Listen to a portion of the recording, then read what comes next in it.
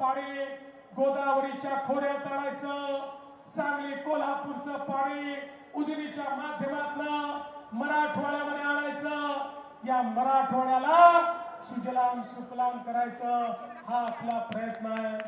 आज मोदीजींच्या नेतृत्वात भारताने आपली जागा जगातली सगळ्यात मोठी तिसरी स्टार्टअपची इकोसिस्टीम म्हणून तयार केली. आज भारतामध्ये स्टार्टअपच्या माध्यमातून आमची तरुणाई ज्या प्रकारे काम करते आहे, जगाच्या पाठीवर सर्वात जास्त अनुसंधान आणि इनोव्हेशन आमची तरुणाई या भारतामध्ये करते आहे. आमच्या तरुणाईच्या हाताला काम देण्याकरता ज्या प्रकारचं औद्योगिकरण, ज्या प्रकारचं इन्फ्रास्ट्रक्चर, रस्ते, ट्रेन, रेल्वे, उड्डाणपूल, एअरपोर्ट आमच्या भारतामध्ये घडल्यात, आमच्या महाराष्ट्रात घडल्यात, आपण सगळेचे साक्षीदार आहात. पण आजचा दिवस हा सिंहावलोकन करण्याचा देखील आहे. भारतरत्न डॉक्टर बाबासाहेब आंबेडकरांनी जगातलं सर्वोत्तम संविधान हे या भारत देशाला दिलं. या संविधानाने प्रत्येकाला अधिकार दिला.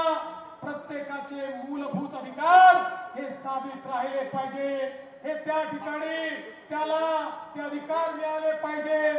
ही व्यवस्था त्यांनी आपल्या करता केली. पण बंधू भगिनींनो, आजचा दिवस हा केवळ आपले अधिकार लक्षात ठेवण्याचा दिवस नाही आहे. त्याच वेळी भारतरत्न डॉक्टर बाबासाहेब आंबेडकरांनी प्रत्येक भारतीयाला त्याची मूलभूत कर्तव्य देखील सांगितली आहे.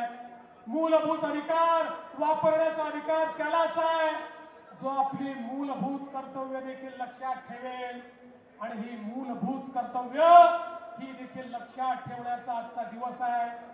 एक उत्तम नागरिक आम्ही कसे बनू शकू, देशाच्या मुख्य प्रवाहात काम कसं करू शकू, देशाला योगदान कसं देऊ शकू, समाजाची ताकद आम्ही कशी बनू शकू, याचाही विचार आजच्या दिवशी आपल्याला करायचा आहे.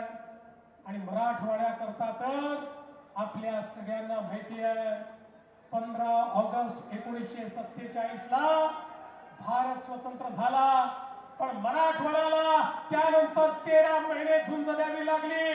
17 सप्टेंबरला 1948 ला या ठिकाणी मराठवाडा मोकळा झाला. त्या निजामाच्या राजवटीतून हा मराठवाडा आमच्या स्वातंत्र्य सैनिकांनी मोकळा केला. त्यामुळे आता या मराठवाड्यालाही मोकळा श्वास घेता येतो.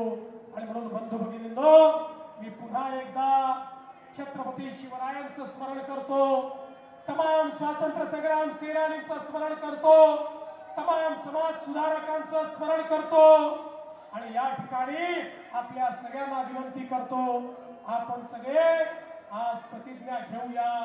आमच्या जीवनामध्ये आमच्या स्वतः करता तर जगू, आमच्या परिवार करताही जगू, पण त्यासोबत समाजाकरता जगू, आमच्या राज्याकरता जगू आणि आमच्या देशाकरता जगू. आणि आवश्यकता पडली तर या देशाकरता मरायला देखील आम्ही तयार राहू. हा जर विचार आमच्या मनामध्ये असेल तर हा तिरंगा हाती घ्यायची आपली लायकी आहे. आणि म्हणून मी पुन्हा एकदा आपल्या सगळ्यांचे मनापासून आभार मानतो. आपण ही तिरंगा रॅली या ठिकाणी यशस्वी केली, त्याबद्दल आपल्या सर्वांना शुभेच्छा देतो. आणि जाता जाता आपल्या सर्वांना विनंती करतो, एकदा जोरदार माझ्यासोबत म्हणा, भारत माता की, भारत माता की, भारत माता की.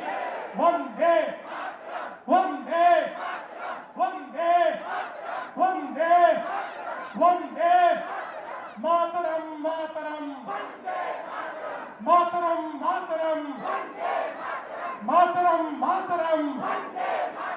आता राष्ट्रगीत होईल आणि त्यानंतर याची सांगता होईल.